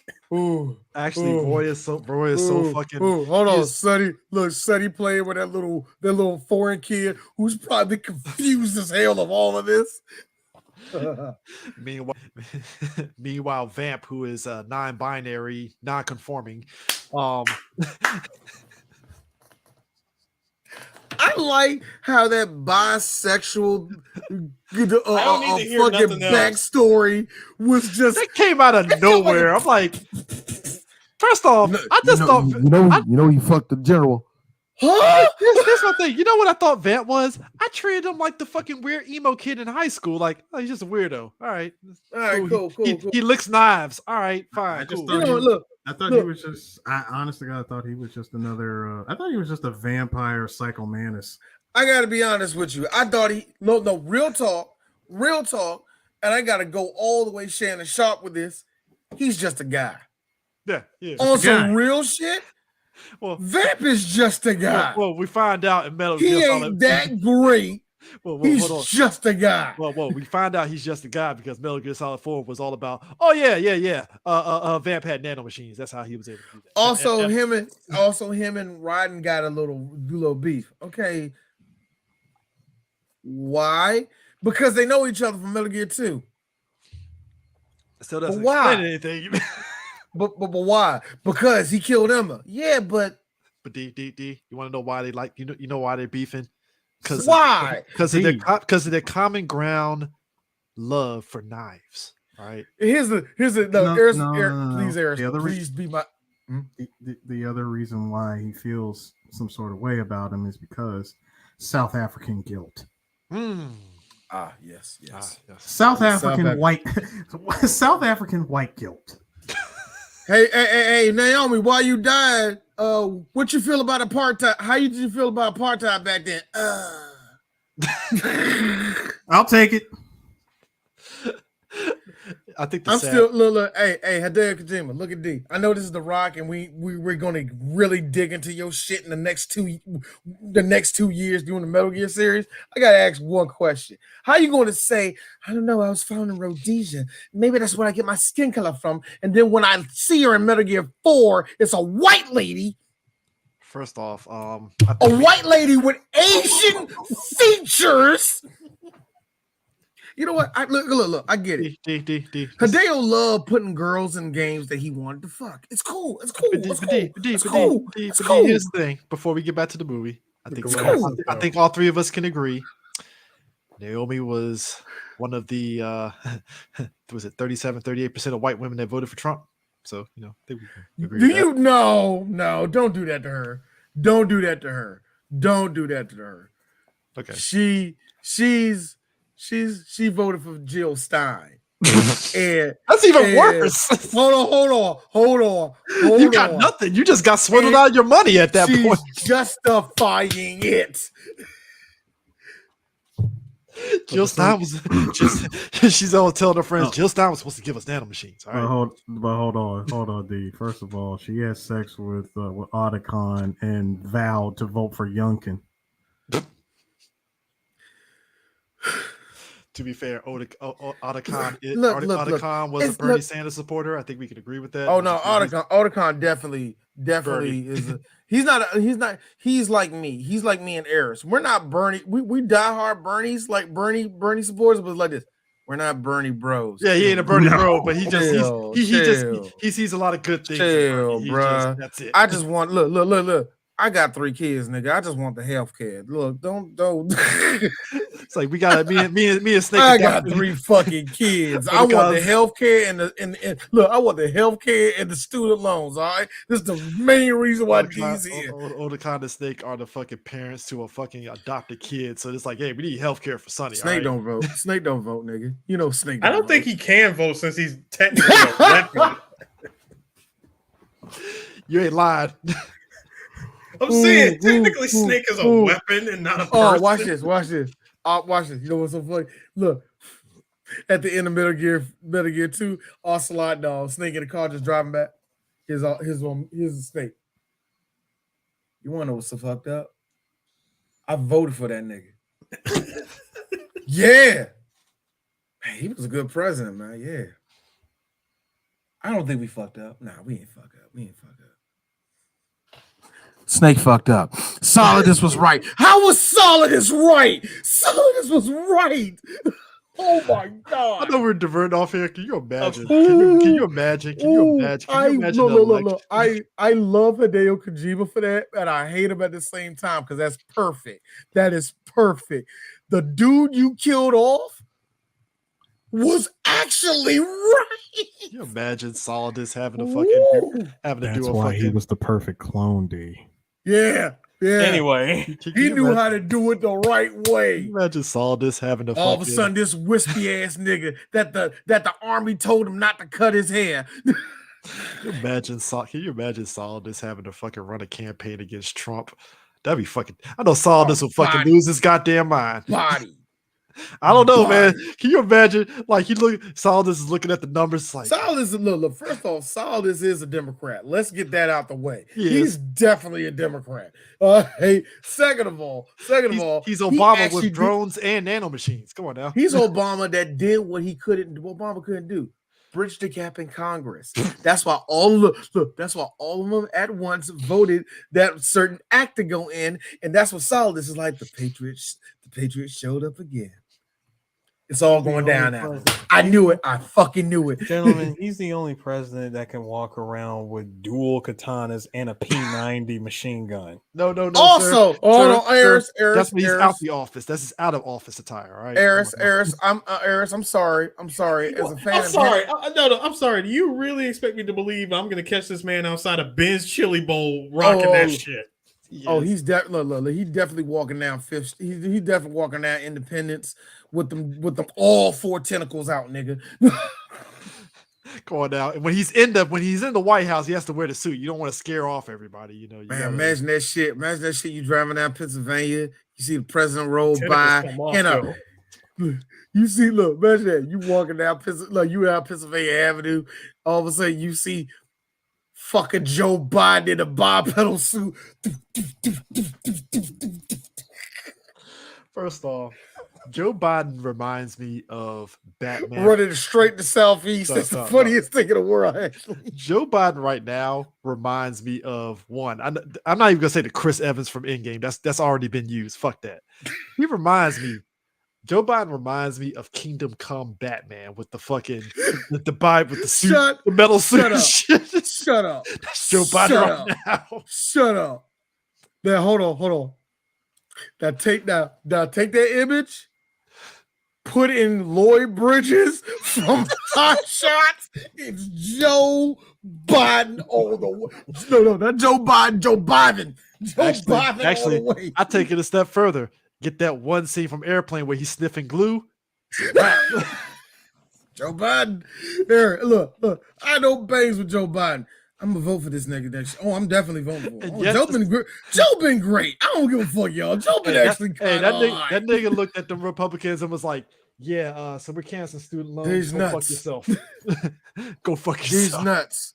Right one, left one. All right, get to it, young man. Joe Biden would have looked at Sean Carter in his face and was like, "You know, son, I like the cut of your jib. We're gonna give you a pardon." Yeah, I like the color of your jib. We were born in the same year, weren't we? I think so. Here's Joe Biden. Easy, motherfucker. easy. All right, Scrooge McDuck, easy. So basically, after Godspeed gets rescued by Mason, right? Mason, he basically Godspeed's like, "All right, Mason, you know what? I'm gonna let you disappear off. Go back to your daughter. I'm just gonna tell Womack that you're dead." Now, here's the thing. I like both of them give off code to each other. Just go to my hotel room, this, take that, the and money. whatever. Take the money. There's $200 in there. I ain't seen you. 200,000. I didn't. He said $200. I thought he said $200. Oh, 200. He Yeah, said I have $200 up there. $200 in 1997. That's about $700 now. Yeah. So yeah, get the fuck out of here, nigga. Run. And then run. Mason You got $200. and then Mason turns around and is like, "Yeah, so that microfilm, it's in Texas, Corpus Christi." It was Texas. I thought he said Kansas. It was Kansas in like an old church. Yeah, basically. because when he got there, he was like, thief. Now, here's the thing. Godspeed tells Womack that, "Hey, Mason's dead." Now, Womack is like, "I know he ain't fucking dead, but you know what? I'll let the nigga live. Fine, fuck it." What happened to him?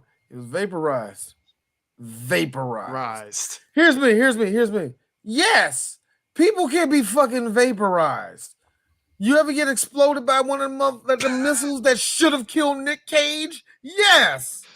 And by the way, that will vaporize you. By the way, that microfilm was in Kansas. Yeah, Kansas. Yeah, Kansas. Cold Kansas. Gunsmoke.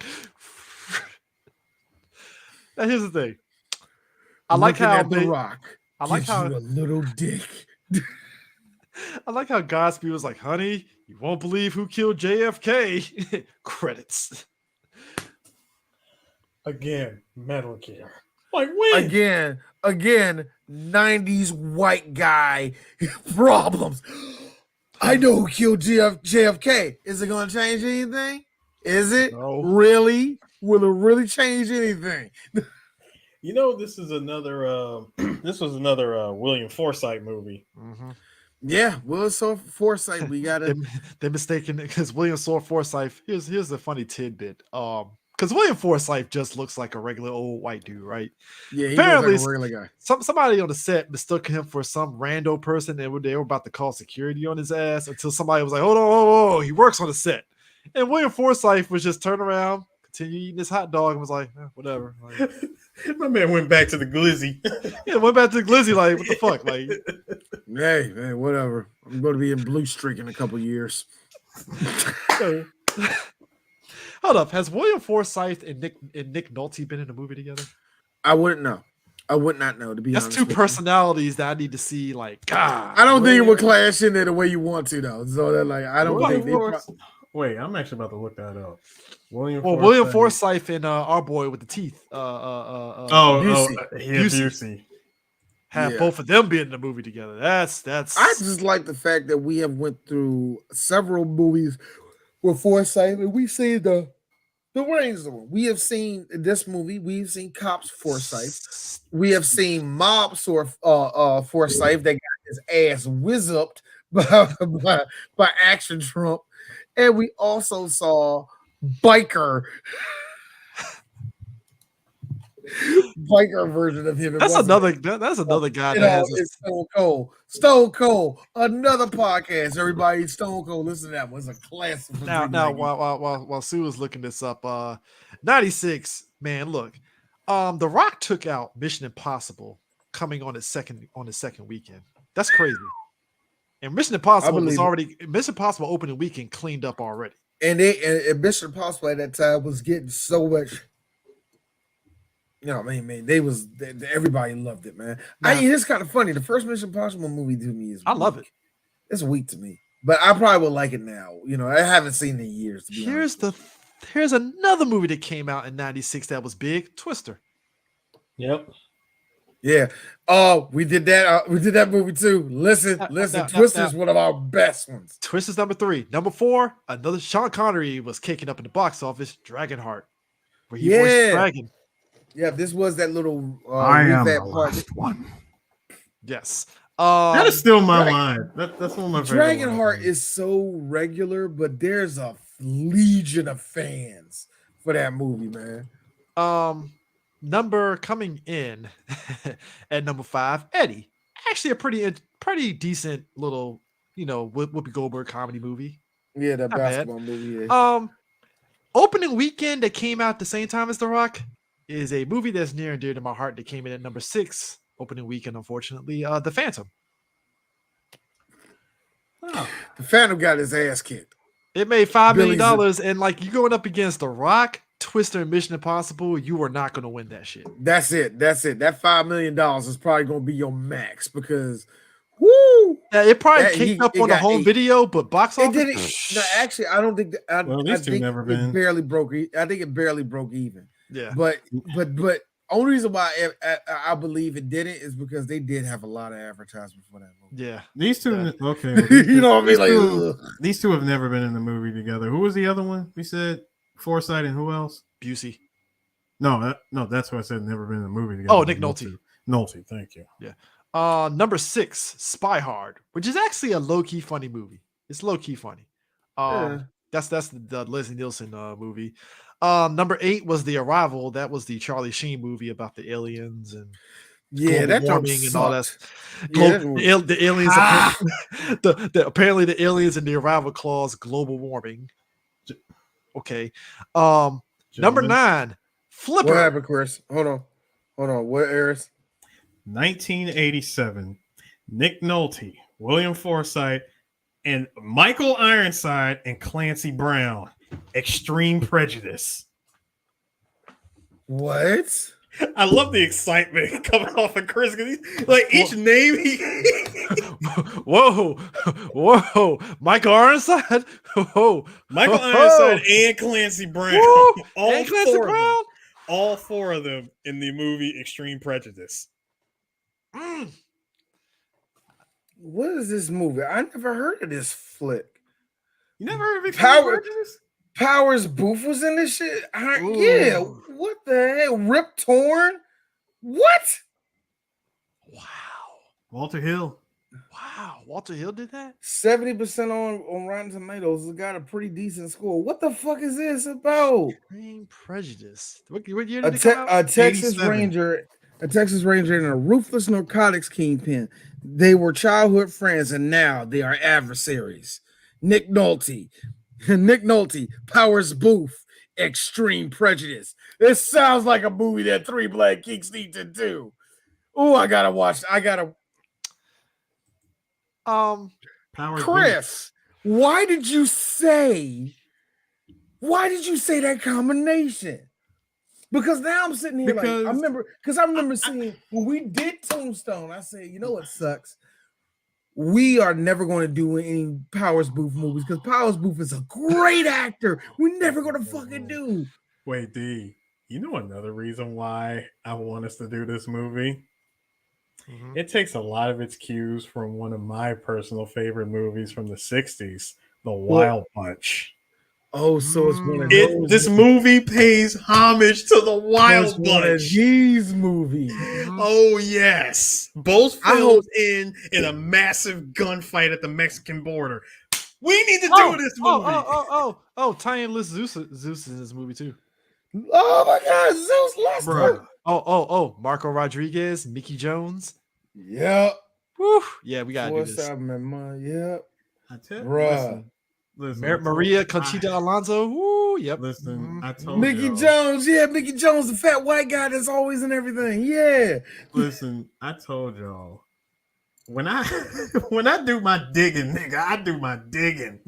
I Do mean, we, I'm saying, have we kicked up on another trespass where it's like, y'all, look at this. now here's the thing. Let me finish this out. So number 9, Flipper. Yeah. Yes, they did a movie with Flipper featuring Crocodile Dundee. Ooh, and- D and- thought that was trash, and I still think it's trash. It It's a is. terrible movie. It's It's a terrible. terrible movie. I'd rather watch Free Willy than watch Flipper. Free Willy isn't actually not that bad to But be that's honest. what I'm saying. with you. That's what I'm saying. I'd rather watch Free Willy because Flipper Flipper. Yes, it's based off of a franchise. Yes, Flipper was a franchise, but they try to do the movie and update it, and it's like you put Crocodile Dundee with Frodo, like Yeah, and it's like sure, but this was during that time where they was really trying to get kids onto that shit, and because Free Willy was such a Air Bud and all that shit too. yeah, it was one of those things, and plus also sometimes TV shows have a weird way of making a movie, Lassie being one of them because they did Lassie like multiple times over. but that's because a lot of people that were raised in the 50s was like, we gotta have a movie for this, like kids our age that say, we gotta have a movie for this. All three of us grew up on Benji. I And Benji didn't. is still Fuck going. that dog. Fuck that dog. I Yeah, know it's first still off- going. first- I'm first- amazed first it's off- still going. Benji kicked the shit out of a bear. Fuck you, sir. Benji's First a hero. first Kick that off, bear's ass. first off, I ain't got Benji fighting no dog, no pit bull, no rot. Get the fuck out of my face, man. First off, you're condoning dog fighting. We don't condone dog Yes, fighting. I am. I'm condoning. dog. I am. I'm Michael Vick in this, man. Benji ain't seen no hands. I He feel ain't got no. Benji ain't got no hands. I feel we could Benji ain't got no hands, dog. if we put that to the test, it's like, oh shit, Benji got hands. God damn. Like, oh, Here's me. That's Air Bud though, man. Like, oh, That's shit. a lab. That's a lab, man. A lab is a white person of the dogs, man. They're like that's white people dogs, man. I'm like, No, oh, man. shit, these That niggas nigga ain't is tough. great. That nigga ain't tough. I'm like, oh shit. I wanna these see- niggas- first of all, I'm like, oh shit, these niggas boxing. No, put it no. See it with a pit bull. See it with a pit bull. Dude that won the first. Dude won the first fight. Benji. Nah, we proved our point though. oh, they're like me, where it's like, I don't do rematches. Sorry. No, right there. No. You know why it's like this? He gonna get fucked up by a pit. That pit bull like sit like this, just sit like that, just be like, yeah, Oh. come down here. And rounding out 10, the truth about cat and dogs. The rom-coms of the 90s. The rom-com. God, thank you for that, Chris. Yeah. Phoebe Cates. Well, not was it? No, the chick from Friends. Jennifer Aniston, right? No, No, Goop, that wasn't Goop chick. Pepper Goop Potts. chick. Goop chick. I keep calling her the You Goop still chick. call her My man. What if My man said Paltrow? Yeah, Gwyneth Paltrow. Yeah. Goop chick. Goop chick. Goop chick. No, it wasn't her. It was Uma Thurman and Janine Garofalo. That's what it was. I get it mixed up. My bad. You know what? Here's the funny thing. Janine Garofalo, if she Was a existed thing. if she existed in the 2000s, if she existed now, oh my gosh, she will be Lena Dunham done right, but she'll still be annoying. Janine Garofalo. You know what? Here's the difference. Janine Garofalo was actually funny. You know what? I am not saying was she, but it's like I don't remember a thing you did. No, You but made all these middle of the road independent white movies, and I know they're like very funny and like shit like man, it's like Woody Allen to me, like a Woody Allen movie. Like I hear people like it. you know what? I We might as well get this out at 3BG here because people might ask us, "Do y'all watch a Woody Allen movie?" I've seen one. no. I've seen one Woody Allen movie, Curse of the Jade Scorpion. And you know what I thought of the seen- film? You know what I thought of that film? What was the movie? What was the movie where Christopher Walken was in? I forgot the name of that one, man. White people. I don't fucking know. Shut up, Chris. Shut up. That's all. Yeah, shut up. I'm just shut up. I'm just saying, like that's a Woody Allen movie. It's white people. I would love to see the back cover of that. No, the back cover is all shots that are not even in the movie. Just random white people doing mundane things. I'm sorry. That's smelling I really feel The protagonist and the antagonist photo op.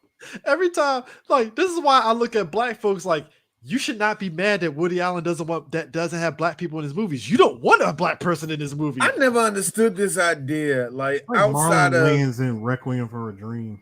You know, I always I always had this idea of like, if you want to do a Woody Allen movie, you want to be in a movie or something. You want to do a like you want to be in a certain circle of Hollywood elite. Artsy. You know what I mean? That's what it is. Yeah, you want to be in a certain elite. So you know, whatever. Those shits were literally with just white people, and that's all that shit. I know, man. It's you know, and I'm glad that we probably won't have a black version of that. I don't want that. Look, I'm gonna be honest with you. Black people, I see y'all trying. What are you talking about? We making a lot of boring movies. I noticed that, you know, so you know, stop. You have to try real hard to make black people boring. That's the crazy part about it. Man, it takes effort to make us non-entertaining niggas. Takes real effort to make that shit You gotta try hard. Like you man. But yeah, The Rock. It's like I said, I love how Michael Bay influenced a lot. I'm just gonna say it. I feel Michael Bay influenced a lot of modern action video games.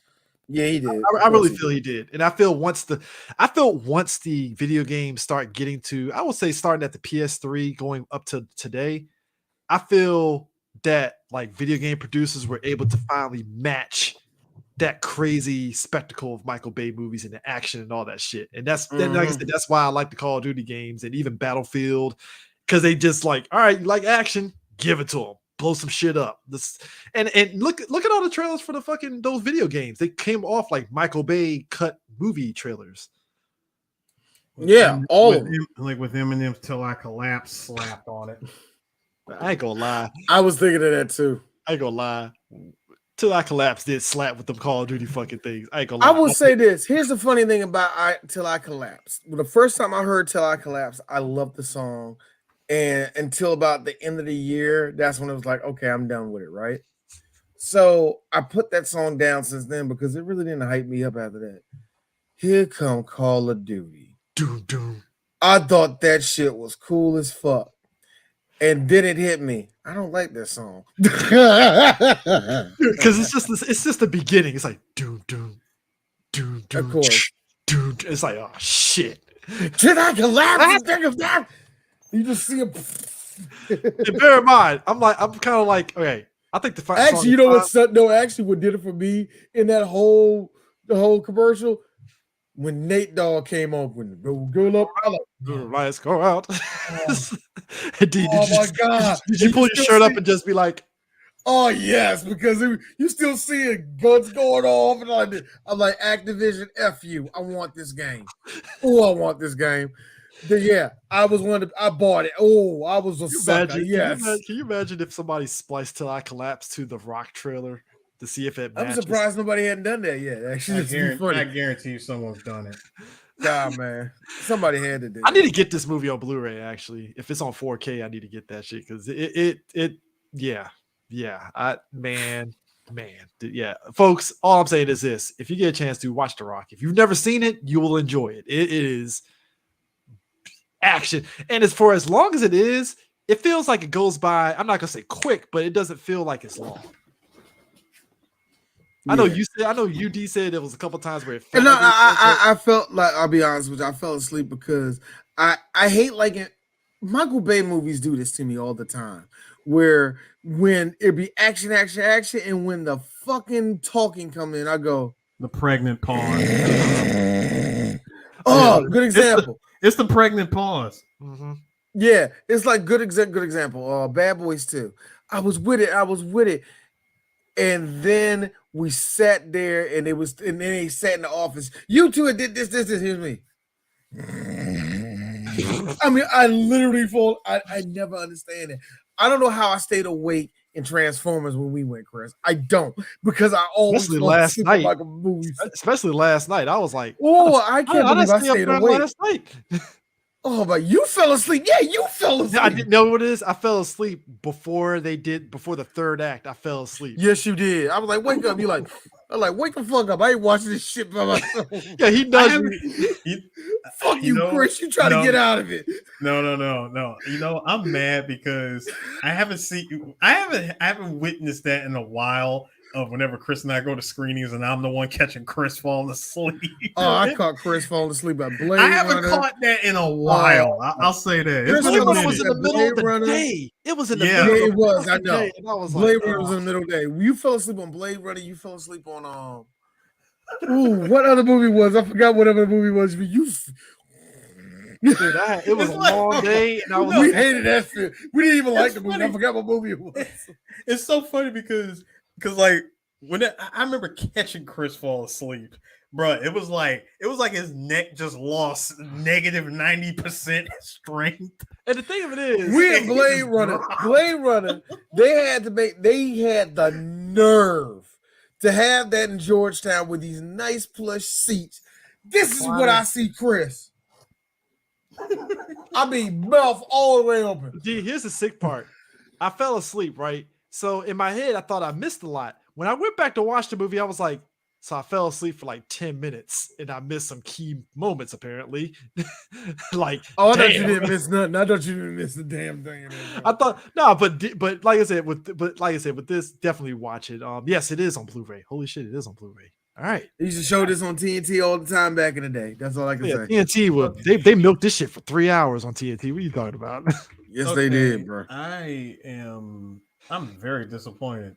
These two have never been in the movie together, but I am seeing page after page after page after page of everybody saying, "Hey, does Nick Nolte and Gary Busey, are they brothers?" Anyway, That's serious. Guys, what's the next movie? Next week will be our Halloween special, and we don't have a Halloween movie set up. Oh, yes, we do. Yes, we do. Yes, we do. Chris, what's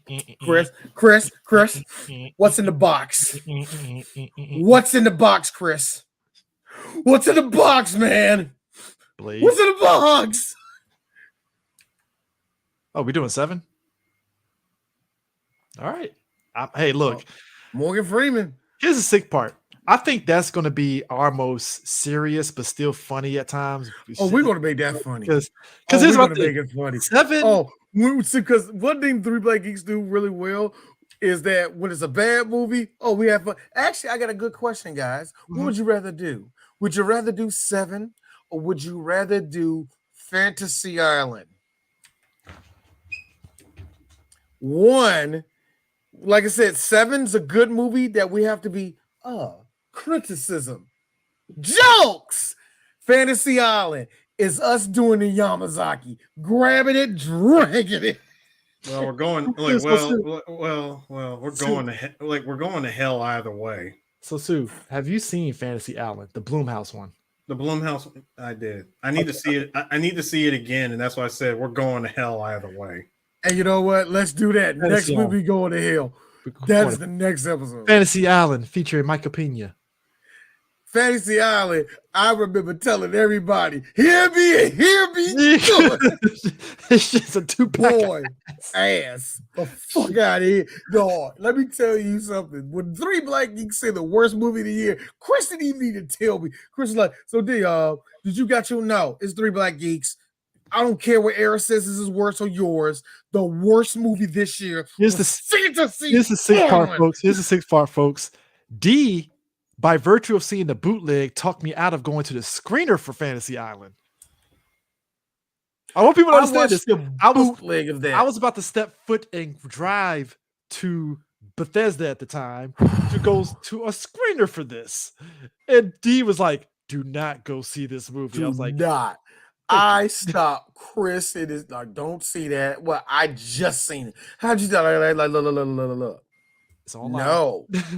No. It's a bad movie. It's bad. We're gonna have fun. Well, we're gonna have fun because it's so bad. Because when it gets to the second half of the movie, it becomes the movie becomes non-functioning. But it's like, you know what? M. Night movie. How did you fuck that up? It turns into an M. Night movie. Fuck up walking. That's what it turns into. It turned into a bad M. Night movie. It had a good premise, and then it's just like, oh, M. Night it itself. That shit going for it. To that second half. Oh man, it had us in the first half, nigga. Anyway. So that is The Rock this week. This was fun. This was so fun. Great. We was a little bit late this week, y'all, but it's all good, man. We're getting back to the groove of things, you know. We get back to it. Yeah, we're getting back to it. Anyway, that's it. All right. Peace. All right. Yeah, peace. The Rock. We're all going to